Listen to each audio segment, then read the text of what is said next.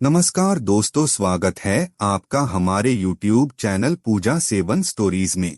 जय श्री कृष्ण दोस्तों, आज हम आपको इस वीडियो में बताएंगे उन संकेतों के बारे में जिससे आपको ये पता चलता है कि आपके मंत्र जाप की शक्ति आपके अंदर आ रही है।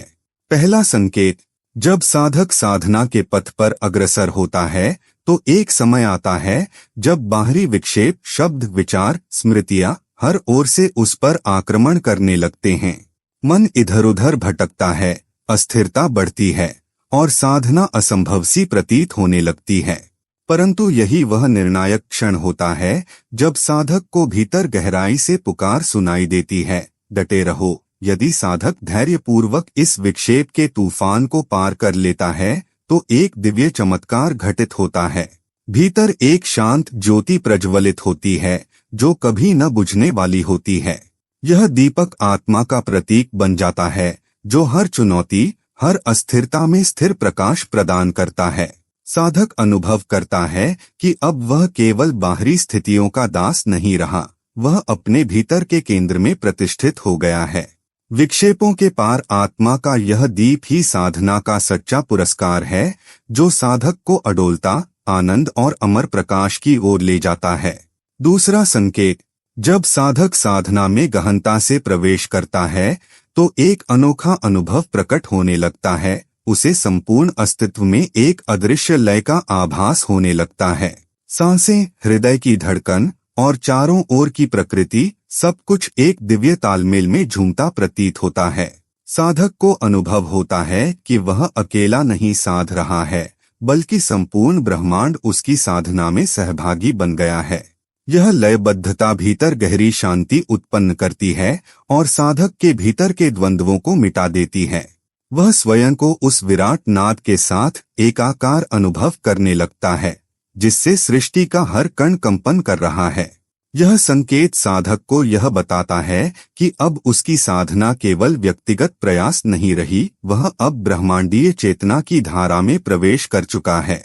इस स्थिति में साधक को चाहिए कि वह पूरी श्रद्धा से इस एकता का आनंद ले और अपना अस्तित्व उस अनंत लय में विलीन कर दे, क्योंकि यहीं से उच्चतर आत्मबोध प्रारंभ होता है। तीसरा संकेत, जब साधक साधना में सच्चे समर्पण के साथ आगे बढ़ता है तो एक विलक्षण अनुभव उसकी प्रतीक्षा करता है। ध्यान की गहराइयों में अचानक उसे भीतर प्रकाश के कोमल फूल खिलते हुए दिखाई देते हैं।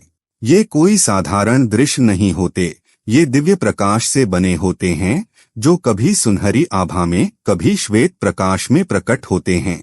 साधक अनुभव करता है कि उसकी आंखें बंद होते हुए भी कोई अद्भुत जगमगाहट उसके भीतर खिल रही है। यह प्रकाश स्थूल जगत का नहीं, बल्कि आत्मा के आंगन में उगने वाला दिव्य पुष्प है। यह संकेत बताता है कि साधक का अंतःकरण अब शुद्ध हो रहा है और उसकी चेतना प्रकाश की ओर अग्रसर है। ऐसे समय में साधक को चाहिए कि वह इस अनुभव में स्थिर रहे, न मोहग्रस्त हो, न भयभीत हो, बल्कि इसे गहन श्रद्धा और नम्रता से ग्रहण करे, क्योंकि यह प्रकाश भीतर की यात्रा का प्रथम पुष्प है जो साधक को ब्रह्म ज्ञान की अमर बगिया की ओर ले जाने के लिए खिला है। चौथा संकेत, जब साधक साधना में निष्ठा और समर्पण के साथ गहराई से डूबता है तो कभी कभी उसे बिना किसी बाहरी संपर्क के एक अलौकिक, शांत और स्निग्ध स्पर्श का अनुभव होता है।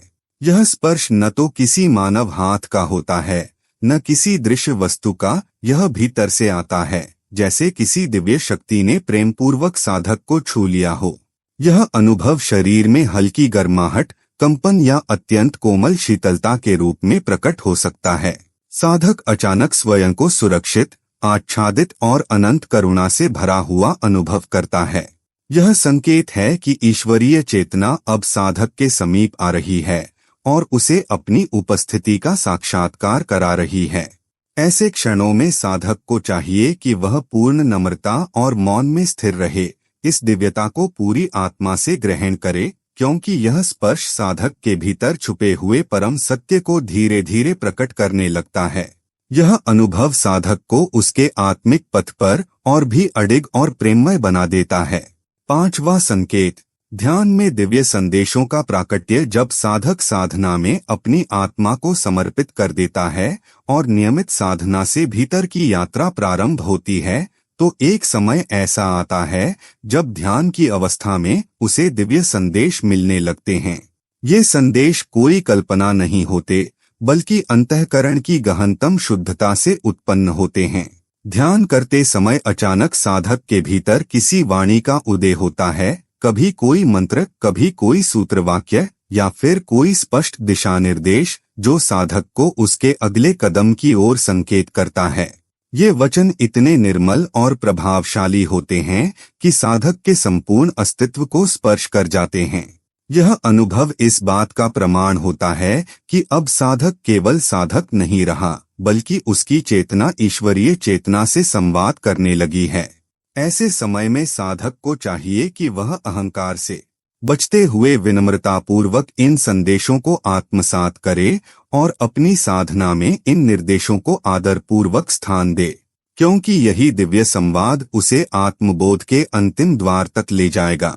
छठा संकेत, अंतरात्मा में अनवरत ध्यान की धारा बहना। जब साधक साधना में निरंतरता और पूर्ण समर्पण से आगे बढ़ता है, तो एक अवस्था ऐसी आती है जब भीतर अनवरत ध्यान की धारा प्रवाहित होने लगती है। यह कोई बाहरी प्रयास नहीं रहता।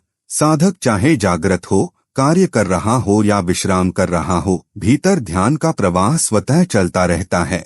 साधक के भीतर एक मौन, शांत किंतु अत्यंत सजीव ऊर्जा का स्पंदन होता रहता है, जो उसे निरंतर ईश्वर से जोड़े रखता है।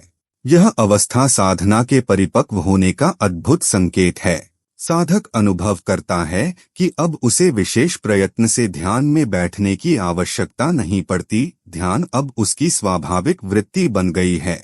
यह दिव्य प्रवाह साधक को भीतर से इतना स्थिर, आनंदमय और निर्भय बना देता है कि संसार के उतार चढ़ाव भी उसे विचलित नहीं कर पाते। ऐसे समय में साधक को चाहिए कि वह इस धारा को प्रेमपूर्वक बनाए रखे और उसमें पूरी तरह विलीन हो जाए, क्योंकि यही अंतहीन ध्यान उसे आत्म साक्षात्कार के द्वार तक सहजता से ले जाएगा।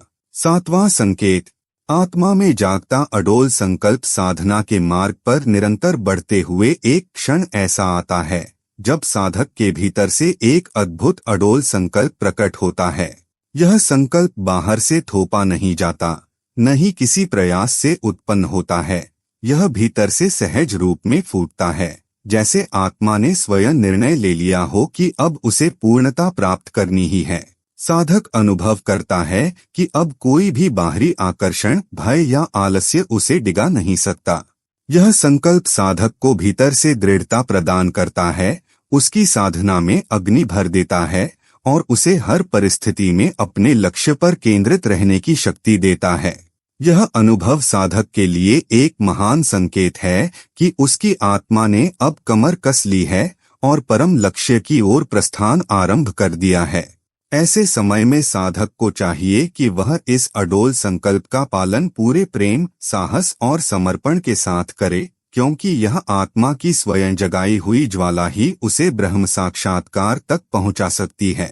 आठवां संकेत, भीतर से उमड़ती अचल भक्ति की धारा। जब साधक साधना के मार्ग पर अपनी पूरी चेतना से अग्रसर होता है, तो एक समय ऐसा आता है जब उसके भीतर से अचल भक्ति की एक अविरल धारा स्वयं प्रस्फुटित होने लगती है। यह भक्ति किसी प्रयत्न से नहीं आती, न ही किसी नियमबद्ध प्रयास से। यह तो साधक के हृदय में स्वतः फूट पड़ती है, जैसे सूखे धरती पर अमृत वर्षा हो रही हो। साधक अनुभव करता है कि उसका मन हर समय ईश्वर की स्मृति में डूबा रहना चाहता है, चाहे वह जप कर रहा हो, सेवा कर रहा हो या सांसारिक कार्यों में लगा हो। भीतर की प्रेमपूर्ण धारा एक क्षण के लिए भी रुकती नहीं। यह अवस्था साधक को यह संकेत देती है कि अब उसका हृदय ईश्वर के प्रेम में पिघलने लगा है। यही भीतरी भक्ति साधक को सभी कठिनाइयों, विकर्षणों और बाधाओं के पार ले जाती है। ऐसे समय में साधक को चाहिए कि वह इस दिव्य प्रेम को संभाले रखे, उसे और भी गहन बनाए, क्योंकि यही प्रेम उसे अपने आत्मस्वरूप और परमात्मा से अभिन्न करने का सच्चा सेतु है।